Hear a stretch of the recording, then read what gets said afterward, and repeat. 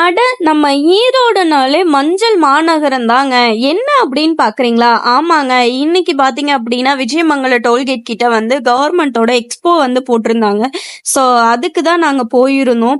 அந்த எக்ஸ்போ பார்க்கும்போது என்ட்ரன்ஸ்ல இருந்து செம்ம நீட் அண்ட் ஃப்ரெஷ்ஷா சூப்பரா கொடுத்துருந்தாங்கங்க. அது எங்க பார்த்தாலும் கிரீனிஷா அந்த செடி இது எல்லாமே அவ்வளோ சூப்பரா பண்ணியிருந்தாங்க. அதோட பாத்தீங்கன்னா இந்த மாடு செம்ம அழகா வந்து வடிவமைச்சு வச்சிருந்தாங்க. அதே மாதிரி பாத்தீங்கன்னா எப்படியெல்லாம் நம்ம பக்குவப்படுத்தி விவசாயிகள் எப்படிலாம் பண்றாங்க அப்படிங்கிற முறைகள் எல்லாத்தையுமே அங்க வச்சிருக்காங்க. அதே மாதிரி பாத்தீங்க அப்படின்னா அங்க மாடு இந்த மாதிரியான கன்றுகளையும் கொண்டுட்டு வந்திருந்தாங்க. அதே மாதிரி பாத்தீங்கன்னா வாழை மரம் என்னென்ன வகையில இருக்கு எல்லாமே அங்க வச்சிருந்தாங்க. இதை விட இதுதாங்க செம ஹைலைட்டா இருந்துச்சுங்க அங்க.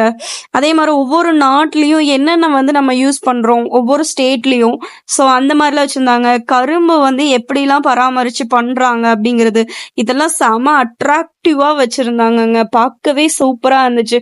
ஸ்ட்ராபெரி செடியெல்லாம் வந்து அவ்வளோ சூப்பரா வச்சிருந்தாங்க. பிளாக்பெரி அதே மாதிரி பாத்தீங்கன்னா ராஸ்பெரின்னு சொல்லிட்டு அந்த செடியும் வச்சிருந்தாங்க.